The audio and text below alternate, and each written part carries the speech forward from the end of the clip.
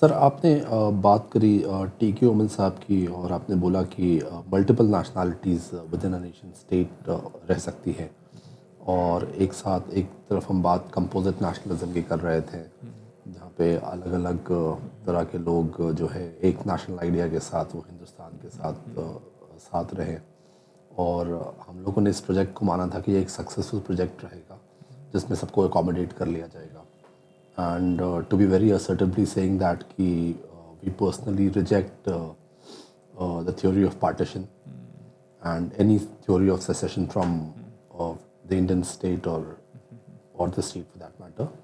लेकिन कमियां कहाँ रह गई थी कंपोजिट नेशनलिज्म में कि हिंदुत्व इतना ज़्यादा उजागर हो गया और इतना मजबूत फोर्स बन के आज के टाइम में स्टैब्लिश कर लिया अपने आप को कि एक तरह से पूरे स्टेट को कैप्चर कर लिया. Right. It's a good question which you've raised. And this is something which I have been arguing and it doesn't cut ice amongst most people. पर जैसे मैंने पहले भी कहा कि history is very important. We have to pay attention to the question of history. And not necessarily to take revenge. History should not be weaponized, but at least to understand things. Because without that, probably if we do not come to any एक complete understanding तो चीज़ें half baked ही रह जाती हैं.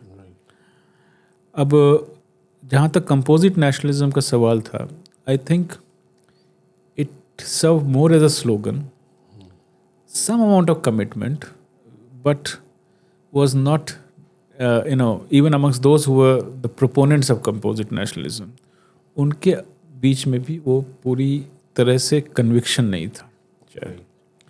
इस वजह से ही एक मेजॉरिटेरियन टेंडेंसी शुरू से ही रही और पार्टीशन का रीज़न भी पार्टली वो था. जी.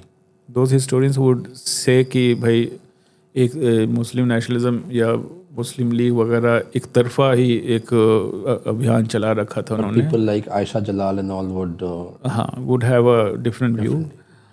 और in any ways common sense would also tell you कि एक हाथ से ताली तो बजती नहीं है. तो what was there, why did that question which I raised earlier कि Iqbal, Jinnah, all the prominent figures of separatism if you say, why were they all nationalist earlier and what was that moment of break, why did they start thinking differently. और वो period को उस दौर की politics को समझे बिना हम आज की दौर में जो राइज ऑफ हिंदुत्व, एक fascist tendency in Indian politics emerge किया है, उसको समझने में इनकम्प्लीट रहेंगे. तो मेरी तो ये समझता है कि अगर आप कॉन्स्टिट्यूशन असेंबली डिबेट्स देखें, डायरेक्टिव प्रिंसिपल्स देखें, बहुत सारे कॉन्स्टिट्यूशनल प्रोविजंस भी हैं जो कि एक मेजॉरिटेरियन टेंडेंसीज़ को उसके साथ फ्लर्ट भी करते हैं और उसको अकोमोडेट भी करते हैं. अब देखो हिंदी का सवाल है, जैसे लैंग्वेज का क्वेश्चन था, एक आइडिया जो इंडियन नेशनलिस्ट पॉलिटिक्स से इमर्ज किया था कि भाई एक ज़बान होगी जो हिंदुस्तान के अलग अलग ज़बानों से मिलजुल के बनी हुई हिंदुस्तानी ज़बान. लेकिन आते आते वो उसको हिंदी कर दिया गया और उसमें भी अंडरलाइन किया गया कि Hindi drawn largely from Sanskrit and partially from other languages. यही नहीं, 1955 में, इफ आई एम करेक्ट, एक संस्कृत कमीशन इंस्टीट्यूट किया गया. संस्कृत कमीशन का जो टर्म्स ऑफ रेफरेंस था उसमें यह था कि to see whether Sanskrit can become the national language of India. अब हमें पता है कि संस्कृत का क्या है, वो it is not a spoken language, it is not a working language, but at the same time एक काफ़ी तरह का इमोशनल एसोसिएशन विद संस्कृत है. And surprisingly this Sanskrit commission जो है उसने रिकमेंड किया कि हाँ, Sanskrit is the only language in India which deserves to be the national language because every other language draws some vocabulary और the other from Sanskrit. Thankfully वो नहीं हुआ क्योंकि वो शायद प्रैक्टिकल नहीं था, इस वजह से उसको नहीं लाया जाएगा. इसी तरह से जो हम आर्टिकल 341 देखते हैं, ख़ास करके जो सवाल जो शेड्यूल कास्ट का है, उसमें हम देखते हैं किस तरह से क्रिश्चियन और मुस्लिम दलित्स को उससे बाहर कर दिया गया। 2 ही उसमें कंसेशन किए गए हैं। उसमें साफ साफ लिखा हुआ है क्लॉज 3 में कि जो अनटचेबल कास्ट वो हैं जो हिंदू धर्म से निकलते हैं। बट 2 कंसेशंस उसमें किए गए। एक था सिख, 1956 में some Sikh caste were included as schedule caste, and then 1990 में वीपी सिंह के सरकार के टाइम में न्यू बुद्धिस्ट को भी वो इंक्लूड किया गया। If you see the pattern, Christian and Islamic communities who otherwise follow same kind of occupation, वो सफ़र करते हैं उसी तरह के ह्यूमिलेशन से, पर इसके बावजूद वो उसमें अकोमोडेटेड नहीं है। और as a result when you compare these communities who are of Christian और Muslim origin and their similar kind of occupations which others do or used to do earlier, reservation के बेनिफिट की वजह से वहाँ पे एक तरह का मतलब मोबिलिटी, अपवर्ड मोबिलिटी हुई है जो मुसलमानों में ख़ास करके बिल्कुल एब्सेंट है जी। तो we again see that same distinction, the Hindutva distinction between the Abrahamic and non-Abrahamic religions is very, very evident even in the constitutional provision. Right. तो इसी तरह से बहुत सारे डायरेक्टिव प्रिंसिपल्स हैं जो उस डायरेक्शन में जाते हैं। और apart from that, soon after the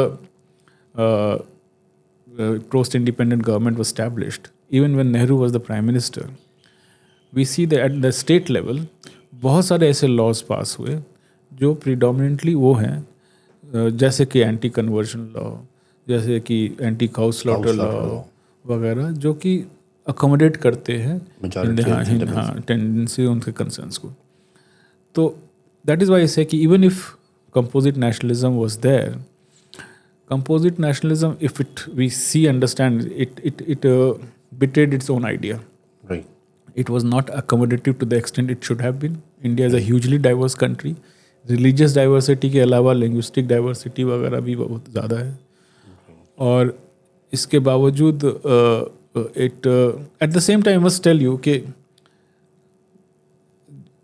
जो एक नेशनलिस्ट थिंकिंग होती है कि हम होमोजिनाइटी ले आएंगे तो उससे जो है जो लॉयल्टी वगैरह सवाल रिजॉल्व हो जाएगा।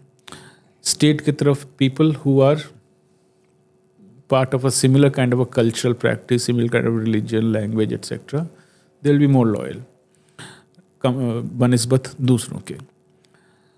लेकिन fact of the matter is diversity also brings instability. आज की डेट में this is a reality.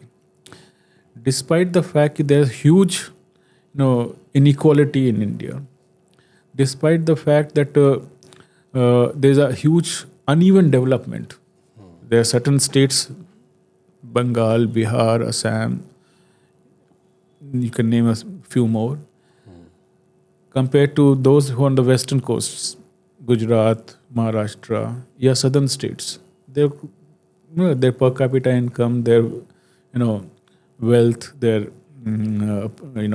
prosperity, कोई comparison ही नहीं है. Despite all these uneven etc., you do not have those kinds of tendencies which various other countries in the world have faced, and this is one of the reasons because of the diversity. Because of the diversity, एक organised kind of जो हमने देखा बांग्लादेश में हुआ, जो हमने देखा नेपाल में हुआ, श्रीलंका में हुआ, वो हिंदुस्तान में शायद उस हद तक मुश्किल है। और इसलिए जो लोग इस तरह की छोटी सोच, जो नैरो थिंकिंग ये है कि सबको one language, one nation, one culture, one people वगैरह जो है, वो काउंटर प्रोडक्टिव है। In fact, they should realize it is diversity which is giving sustenance to the state rather than homogeneity.